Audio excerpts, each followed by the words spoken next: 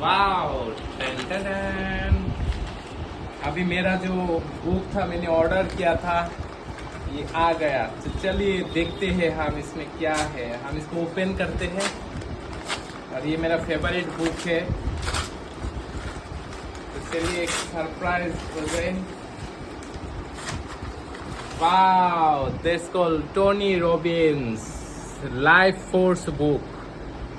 तो हर इंसान के अंदर जो लाइफ फोर्स रहता है उसके विषय में यहाँ पे बहुत कुछ इन्फॉर्मेशन है। और ये बुक में फिर से ऑनलाइन पे मैंने कुछ सर्च किया था, स्टडी किया था, लेकिन आज मैं इसको करूँगा और इससे मैं बहुत कुछ आप लोगों के लिए भी शेयर करूँगा और आपके लाइफ फोर्स को बढ़ाने के लिए, आपके सही एक क्वालिटी लाइफ रेडी करने के लिए। So thank you Tony Robbins and thank you everyone যারা ওয়াচ করছেন এবং তৈরি থাকুন, এখানে ইনফরমেশন আপনাদের সঙ্গে শেয়ার করুন। গ্রেট কাট।